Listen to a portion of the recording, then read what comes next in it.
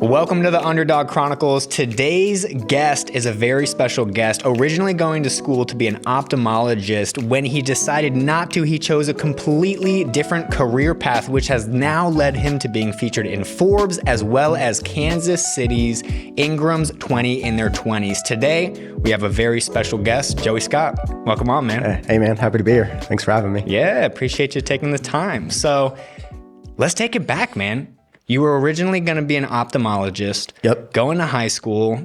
Take us through that, man. What's the backstory into ophthalmology? Yeah. So, only child, and parents worked really, really hard.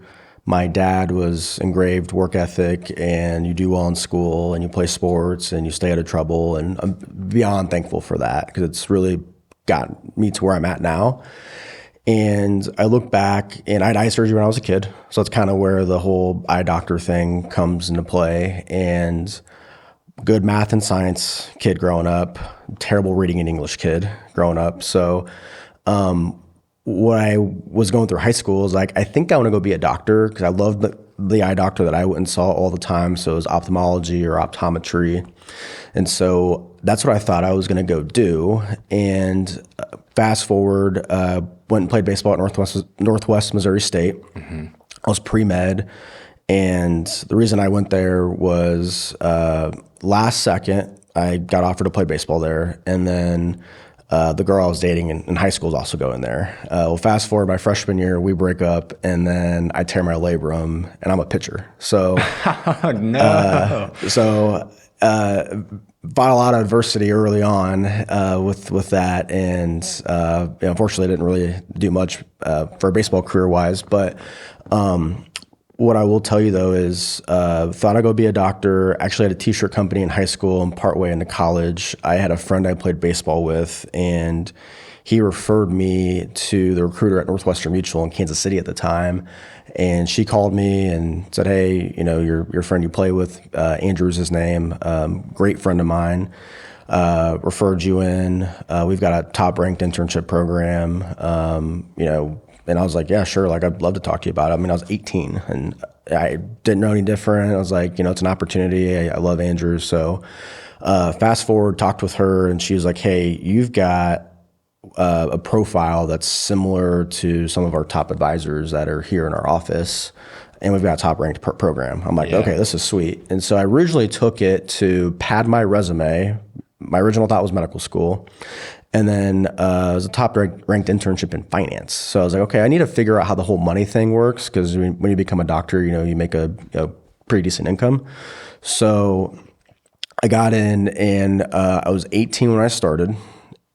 Didn't know anything about money or finance for the most part. Knew a ton about science and biology and chemistry and all this other stuff. That's just how my brain worked. Always had an interest in money and finance. Mm-hmm. People person, so I love being around people, love relationships. So that's really what the job was in the financial advisor role. You're in a consultative setting similar to like what a doctor would be, or even an attorney, trying to help the person in front of you solve problems. Diagnose and prescribe, baby. Exactly, just with money. So got in, and early on just did what I was told. And I had two people that really mentored me early on. One was Brent, another guy named Lance.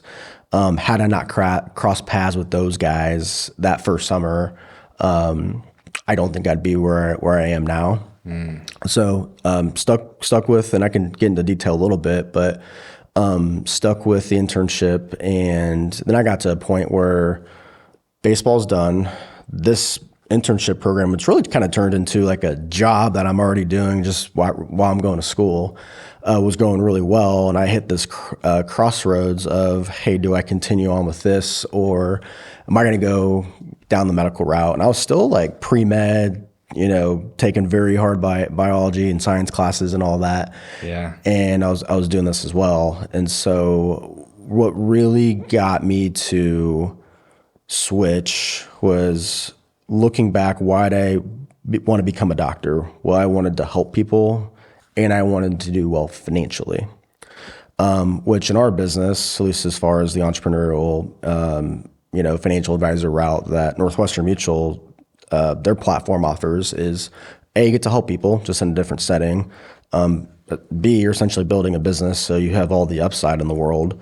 The third thing, and probably the biggest thing for me, was I look back with my parents. They didn't miss a single thing. Any school functions, sports, like they were there. And I always knew that if I'm gonna go the medical route and go be a doctor, I don't have the, personal life autonomy and flexibility as. Yeah, dude, if you're on call, somebody needs to go into open heart surgery or, working nights. Now ophthalmology is a little bit different. If you have go private practice, that's more of a typical, hey, you're working more 9 to 5 and that sort of thing. But I always knew I would be in my, I think, third year residency right now had I gone that route, which is crazy to me because my life is just totally different for the better. Now I have a ton of doctors as clients, and I greatly respect, what they do in their profession, and they're awesome to work with. But, when we're trying to schedule client meetings with them, it's like, hey, I'm on call, I'm on a 24-hour shift, I'm working nights, I'm working weekends, and it's really tough. So I knew going the business owner, entrepreneurial route would have fulfilled the help people do very well financially and be able to, I look forward to the day I get to get married and have kids and all that. But look forward to the day I get to be a dad and be an awesome husband and live life by design and, not by default. So that's really what got me to continue on and make the change. That's awesome. So were your parents, were they business owners growing up? Because you said they were able to make it to all your games. Like, did they have that autonomy because they owned a business, or what kind of household did you grow up in? My dad worked construction. Neither of them were business owners. My mom had a job where she was self-employed to some degree, so that gave her a little bit of autonomy. But my dad pretty much took care of everything, paid the bills and all of that. And then it was really my mom who was like the caretaker most of the time during the day. Yeah. And then when it was nighttime for sports and all that, my dad was the one who was doing all that. But no, I just hearing my parents' story. My mom grew up in Kansas City, didn't have a ton. My dad's from England. Growing up post World War II era, they didn't have a ton. Yeah. Came to America because they didn't have any work in England, and he comes here and starts working construction. It's funny. My parents met at Ponex, which my uncle worked at. So it's kind of a funny thing with that. But no, they just had to take time off, and when you're an hourly or whatever employee, you don't necessarily get paid if you're not there. And so my parents made a ton of sacrifices just to make sure that they were at everything, which was huge. So I knew eventually once I got to that point in my life that I wanted to make sure that I was able to be there at all those things. That's awesome, man. So for me personally, right, my parents, when I was growing up, security was always the number one thing. So when they hear the word entrepreneurship, it's an immediate, red flag for them. They're like, oh, no, go to school, do the 4 years. Like, is that what it was like for you? Or when you told them, hey, I'm not going the doctor route anymore, I'm going to go and do this thing. Yeah. What was their reaction? Not good. So I told my dad, hey, I'm going to do this internship. And at first, my mom was like, whatever you want to do, I support you. My dad was the one who was like, I don't know if this is a good idea. And because he thought, hey, you're going to play baseball. And I was a straight A student all through high school. You're going to go to school and you're probably smart. I was definitely a C student. Yeah, well. I used to have other people write my essays for me. I will say that now that I'm not in school anymore. But anyway, and then he's like, you're going to go be a doctor. Why are you doing this financial advising, entrepreneurial sales internship? You need to be focused on other things. And I listened to my parents. They probably give you a different percentage, but probably 90% of the time. Yeah. But this was one of the things that I just realized, I'm going to give this a shot. And at the end of the day, I'm going to learn something. I'm going to get a ton of experience. And if it doesn't work out, no big deal. I'm 18. Now is the time to go take a bunch of risk. And if it doesn't work out, so be it. Now looking back, my dad especially is like, I'm so glad, it worked out and you didn't listen. And, I think about what I've done now up to this point in my career and my life versus where I would be had I gone that original route. It's light years ahead of what, being in residency right now would be. So, but it was just one of those things where I was like, hey, Dad, who I look up to is my hero, says, hey, this isn't a good idea. It actually gave me some fuel to the fire. It's like, you know what? I'm going to go prove this guy wrong, and I'm going to figure out how to get this done. Dude, the chip on the shoulder. So I had a similar situation. I grew up in a house with two moms. And so I had a father figure, and I worked for this father figure from the time I was like 14 to 21. And when I was 21, I walked into his office one day and I said, hey, I'm going to go start this marketing agency. And he looked at me in the eyes and he said, you have no idea how hard it's going to be. You're going to be back here in a year. And that chip on my shoulder, man, every day that I was making those dials, because you guys got to do dials, right? Yeah. Oh, yeah. Northwestern, you got to do prospecting, you got to do outreach. Exactly. I mean, dude, it's draining. Yeah. It's mustard shit sometimes. But are you going to be the guy who gives up and proves them right? Or are you going to be the guy who keeps going and proves them wrong? 100%. I mean, I can think back to plenty of people that I called on and said, hey, I'd love to get together and schedule time to talk about financial planning with you. And honestly, probably the best objection I got was, from people that I knew was, I want to see you last first. It's like, how do you rebuttal that? I've got a bunch of great business partners who've been around for much longer. And so I would leverage that if I got over my head or someone wanted to meet with someone more experienced like that. That was the kind of my solution. But, and I even had people, early on ask me like, hey, are you going to do this forever? And my thought was, wow, what a great question. Yeah, I think so. So now I'm like, all right, I'm promising people that I'm going to be there in the future. Yeah. So I'm 10 years in now. So starting when I was 18, and my 10-year anniversary will be next spring. And my career definitely has had different phases in a short 10-year window of being a one-man band to now how, now we've got a team of 6. Yeah. So, and I feel like we're just in the early stages, even though we've had some awesome success and just getting started, bro. Always getting started. Yeah. That's awesome, man. So I went to college, up at KU on the weekends. Yeah. Did you end up graduating? Did you go all 4 years? Yeah. So we had a college advisor who everybody loved him. So I went to him and I said, hey, here's where I'm at. I'm going to go do this full time. I'm set on that. I got fully licensed when I was in college and, pretty much was doing this full time, just had to wrap up school. And I said, I'm not going to go the medical route. How do I graduate as fast as possible? He's like, all right, we'll switch your majors to business. So marketing degrees, and he was the marketing teacher. So maybe that was a little bit biased to that. And then I just scrunched up the course load and was full-time student year round. So took 4 classes through the summer, ended up graduating 1 semester early. Cause I just got to the point where I was like, I think college is when you get there is to build relationship equity with like-minded individuals that you share values with, and to figure it out. Now, whatever it is, like people define that different ways. So figuring it out for me was, all right, I'm going to continue this path on building a financial planning business in Kansas City. So once I got to that point, I was like, all right, I've got it figured out. Now let's just wrap up school and get things all, squared away. But continuing learning, I mean, I take courses through the American College of Financial Services. So I hold an insurance license, my Series 6, 63, my Series 7. I have my RICP.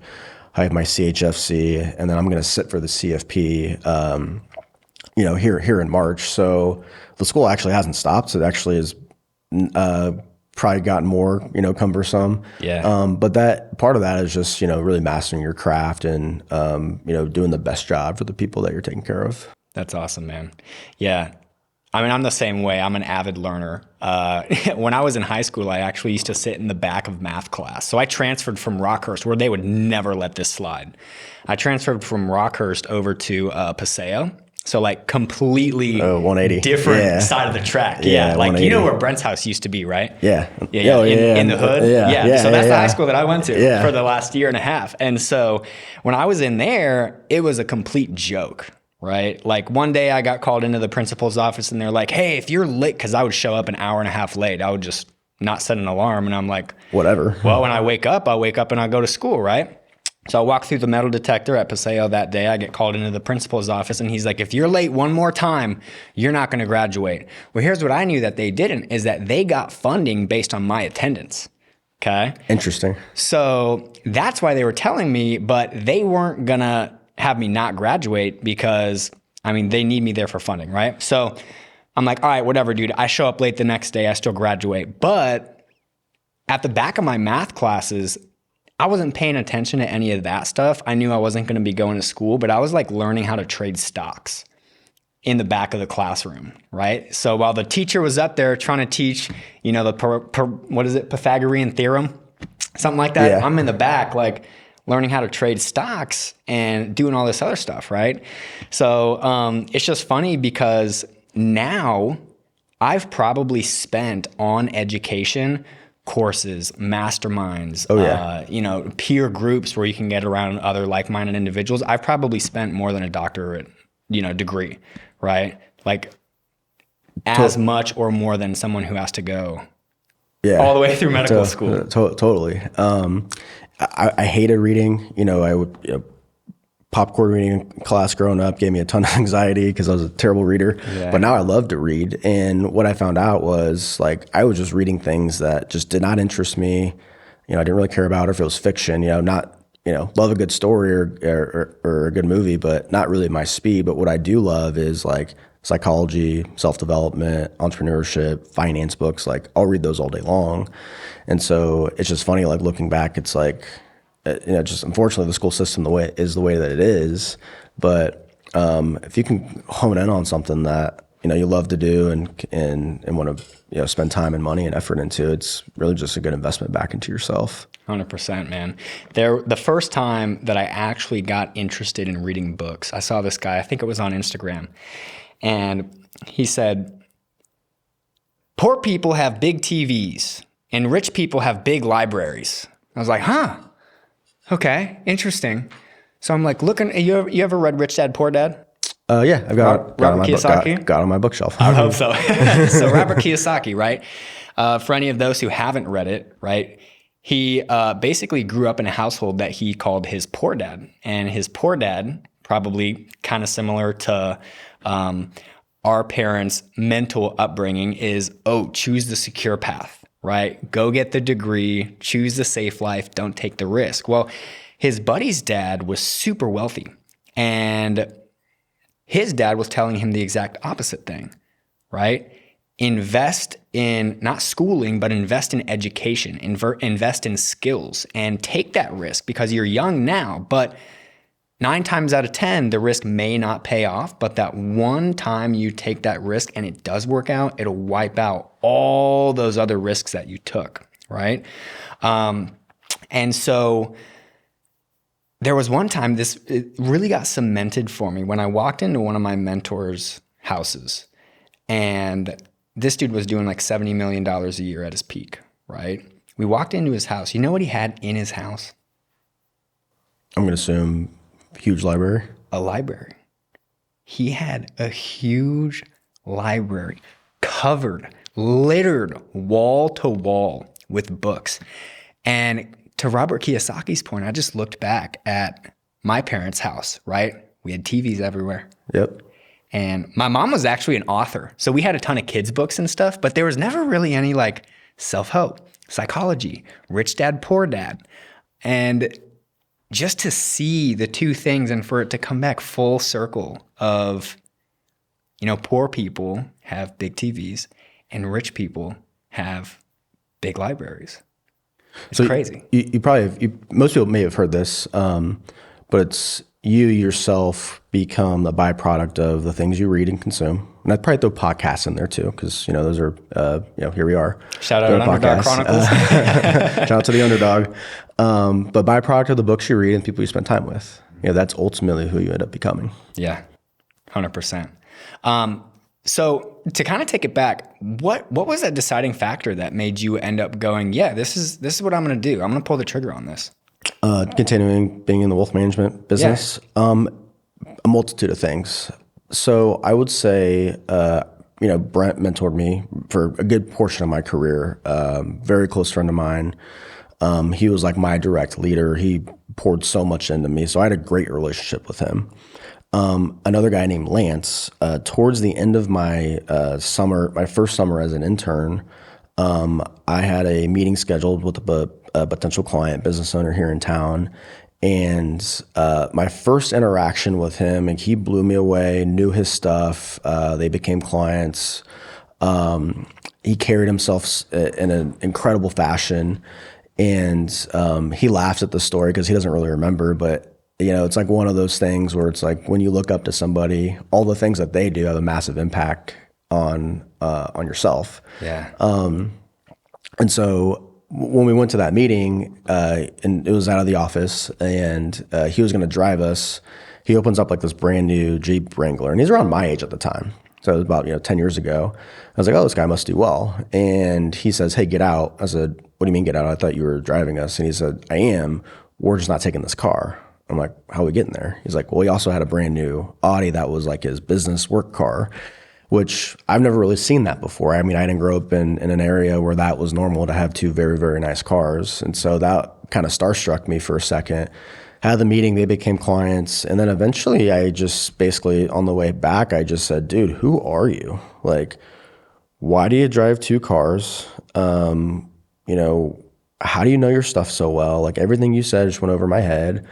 And he starts laughing and whatnot. He tells me his story, and he was going to go to law school, kind of similar fashion, got in the internship, and and he's built a very successful practice. He's also been ranked by Forbes, on a even higher level, and crushes it. And going back to the autonomy piece of it, I said, hey, and this is like my last week before I go back to college. I said, hey, I've got another meeting on Friday. I would love for you to be there, and you run the meeting and see what we can do. And he said, I appreciate you asking, but I don't work on Fridays. And I said, okay, so let me get this straight. Successful guy, knows his stuff, brings a ton of value to the people he's working with as clients, and then doesn't work on Friday. And I think he was my age, 28, 29, 30. And so it just kind of gave me this whole mind shift and opened my eyes to, wow, what is possible out there? And I was taught one way: go to school and work your tail off, and then go get a job, and and so be it. And so I tell him all the time, at least early on, like, hey, had that meeting not happened, like, dude, I don't think I would be here. So it's just one of those things, especially if you're a leader, you have no idea the impact you have on those you lead. And it could be in business, it could be, and I don't have any kids, so maybe take this with a grain of salt, but even when you're a parent, you have no idea the impact you have on the people that you're leading, good and bad. Yeah, 100%, man. So before, we got you on the podcast, that was one of the things that we had kind of chatted about, right, on Instagram was building the team. Yeah. So obviously when you're starting out, it's just you. Yep. Working your tail off, hitting the phones. I mean, that's how I started my business too, right? I didn't have referrals or a large network, so I just picked up the phone and started dialing. Yep. And a lot of people, when they look at entrepreneurship, they're like, oh, it's so risky, right? The job's the safe route. Oh, but at the end of the day, right? It's the opposite. If they need to fire somebody, they're not going to fire the owner first, right? But a lot of people think that, getting started in entrepreneurship is risky. But I mean, picking up the phone and calling or sending cold emails, I mean, the worst thing that they're going to say is no, right? Right. But what got you there won't necessarily get you to the next level. Like, you don't see Jeff Bezos in Amazon warehouse packing boxes. Not at all. Even though that's kind of how he, got the start, and that's the product. So what's been your journey from, hey, I started this thing, I finished college, I started as an intern, and now I've worked my way up to now building a team of 6? So once I figured out that I was going to do this full time, I was like, let me get through school. And I transitioned from intern, quote unquote, to full time. That there was no transition. It was like, all right, school's not out of my way. And so I started figuring out, and this is really just why business exists. If someone can do something for you at a lower cost, then it would just make sense to pay them to do it. And you free up your time to go do other things.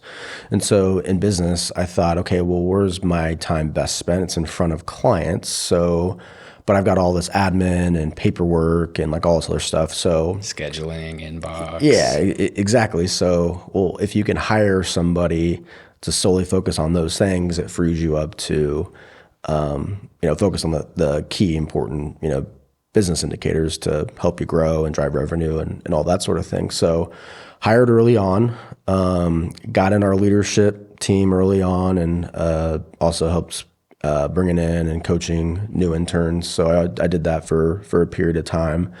And then when I overtook our college program as the college unit director, oversaw our intern. Number one in the country, right?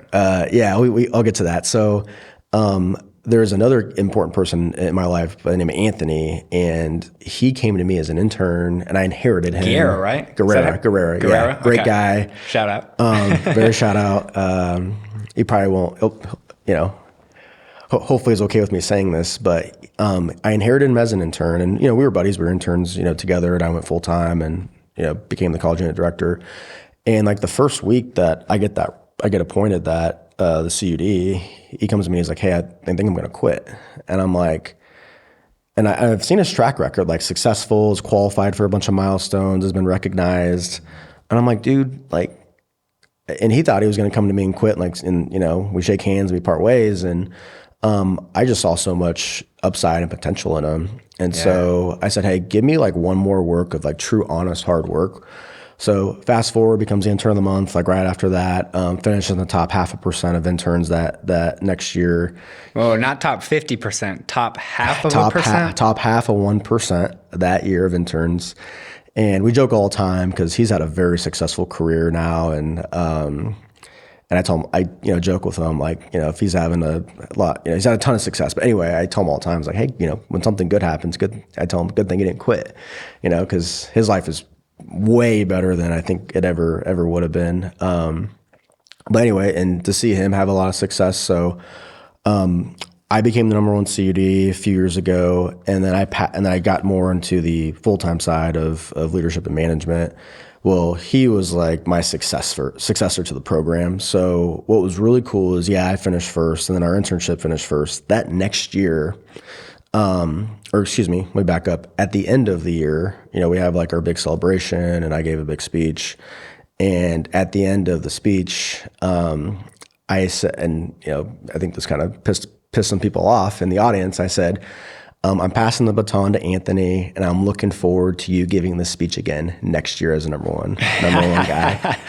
Fast forward a year later, he did it. No kidding, dude. And then we just barely missed first by another really awesome office. So our internship as a whole got second, but for a specific role, he got first. So then what happened was we basically combined practices. So we, we're still with Northwestern Mutual, but we have our own firm within the firm called Priority Wealth Partners. And so like that's where the whole teaming and like this is our team, where it all exists. And he had staff, I had staff, and I said, hey, this is what my guy's really good at. I put him up against anybody at his role. And then he hired another person, and she was good at her respective role. And so I said, hey, why don't we do this? Let's just get everybody together, be one big happy family. And then, then now we're off to the races. So then we've got other guys who are, client facing and whatnot, but it's really me and him as, quote unquote partners of Priority Wealth Partners here in town. Nice, man. That's awesome. Man, and it just goes like the skills that you need when you're first starting out. When someone came to you and they gave you an objection and they said, I want to see if you last. To then Anthony coming and saying, I don't think I'm going to do this anymore. And you having to overcome that objection, which is a different objection, in its own. If you're looking back and you had one skill to choose from, right? You got all the skills that you could choose, whether it's team building, marketing, sales, recruiting, admin and inbox, probably not. But what's the one skill looking back that you'd be like, man, if I had to start over knowing what I know now, here's the one skill that I would focus on? That's a good question. Yeah, loaded question. Yeah. I don't know. I know it's not inbox management or calendaring, so. No, not at all. The one skill, I mean, I don't know if I can pinpoint to one thing. If you had to. Gun to your head, you couldn't choose anything but one skill that you had to leverage for the rest of your life. I would say your ability to think big and think really big. Like you may think, all right, here's where I'm at now. This is what I think my goal is. No, to think like absurdly big beyond that, like a big, hairy, audacious goal that you're going to do. I mean, here we are in December of 2025. Like we're about to go into 2026 and, people are thinking about like their vision and their goals and what they want to do and whatever facet of life it is. A lot of my goals around, business, but it's like, okay, yeah, you're going to set your goal, but like what's the big, hairy, audacious goal that you're going to set next year? So your ability to get your mind to a place that it's never been before, and to stick with it and saying, hey, like we still got time on the clock. Let's figure out how to get this done. Michael Jordan. Yeah. Don't give up yet. We still got to push. Totally. So I know you said one. There's probably a bunch of things I can point to, but why that one? Why that one over all the other skills? Like, I would say we limit ourselves. If you look back, and this is probably the best example I can give, no one, knew that they could run a 4-minute mile, right? Now, I certainly can't as of right now. If you tell me to go run a 4-minute mile, I'd probably pass out. But once one person did it, then a lot of people did it, I could think to a bunch of metrics in our business. Once someone broke a ceiling on a certain level of production, it became the new normal. It's like, oh, that is possible. So I think like walking into your buddy's garage and seeing that he had 2 everyday drivers. Right? Yeah, exactly. Just like I never had that in my family either. It just opens your mind to what's truly possible. So that would be my encouragement to really anybody listening to this, is think about the things that you're going to do in 2026 and make it bigger. Yeah. Because how did you develop that skill set for yourself? I mean, was it hanging around guys like Lance and Brent and going to these conferences? Or, I mean, how did you develop that skill set? Because that, I will be honest, that is not a skill set that I've heard. I've heard of, your mindset, sales, right? Persuasion. But, thinking big, it's not necessarily, sure, a lot of people talk about it, but how did you develop that for yourself? Mentorship would be probably one of the things. I got coached by another guy by the name of Scott Penning, one of the most successful advisors in the country, and just seeing like the things that he has done and coaching with him,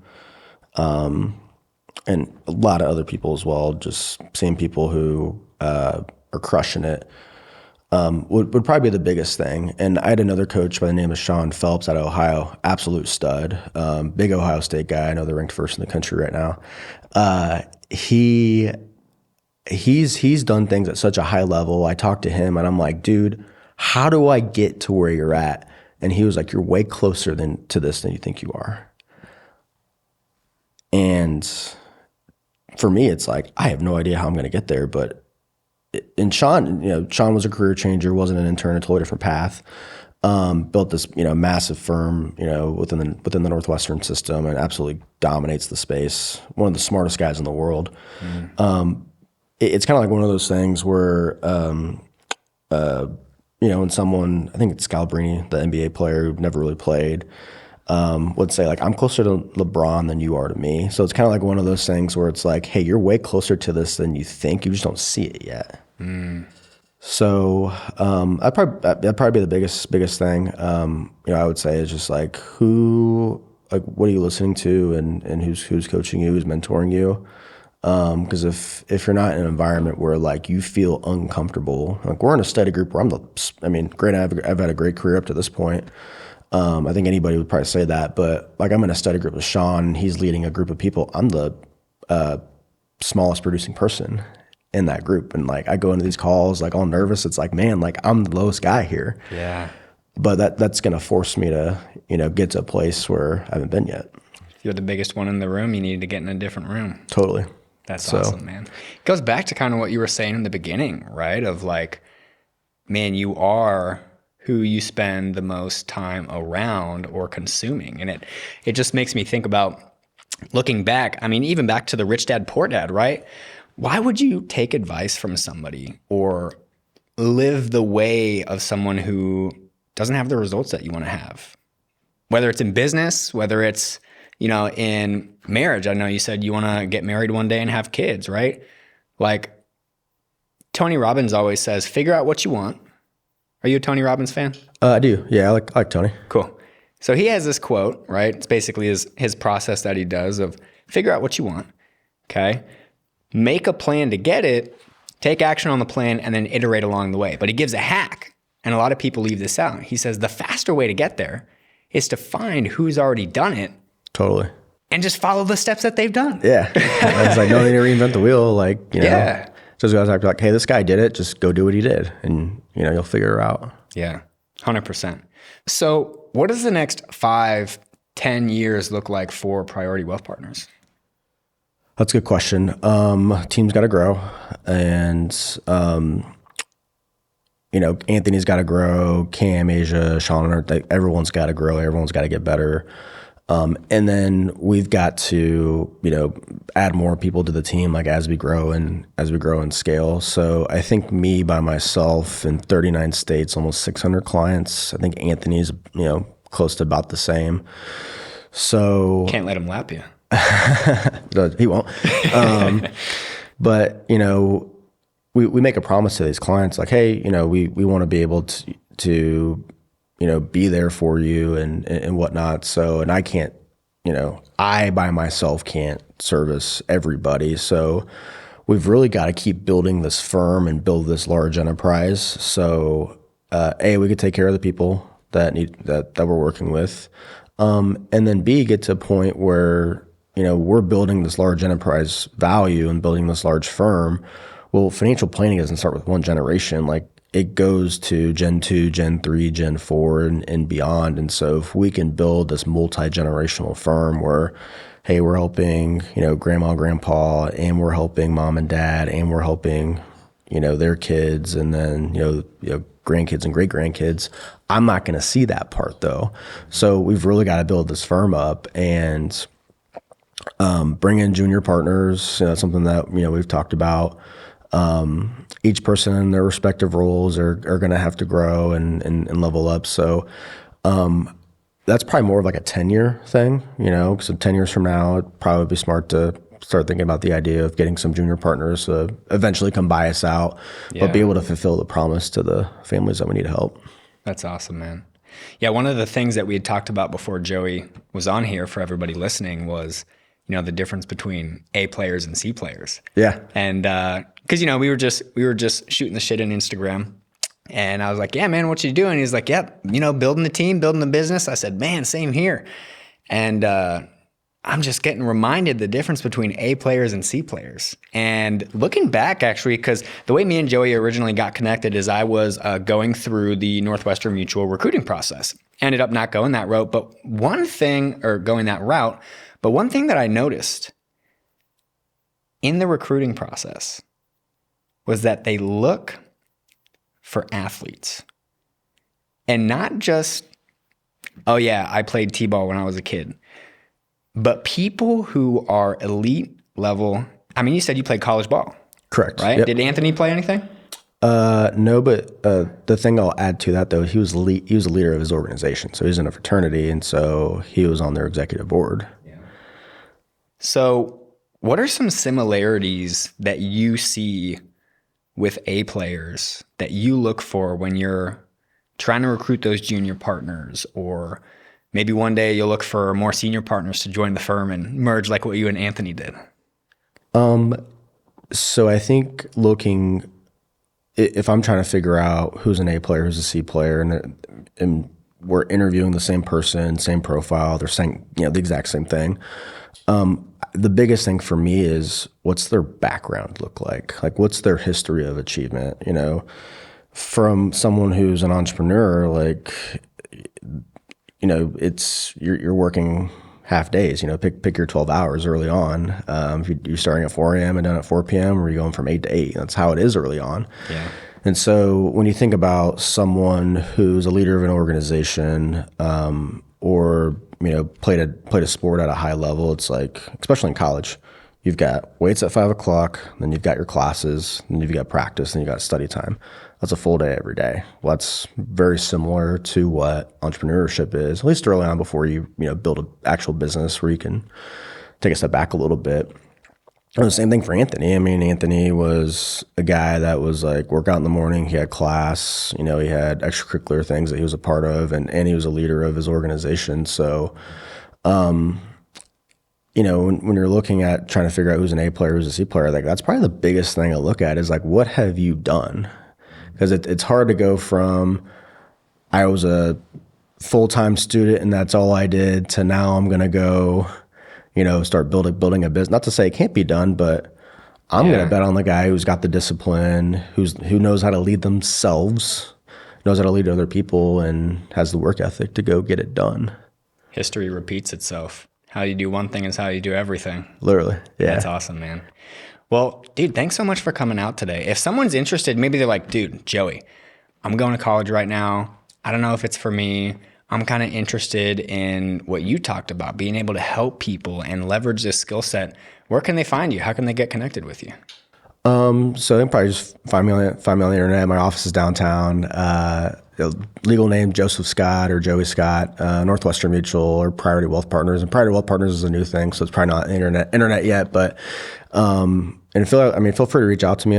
I think I'm the easiest, going guy in the world when it comes to talking about our opportunities and business. And I think if anybody needed any help or wanted mentorship, by all means, like I'm all for it. Just a lot of it has to do with like I had so many people pour into me, and I wouldn't be where I'm at without those people. So absolutely want to give it back. 100%, man. Thanks so much for coming on. Thanks for having me, man.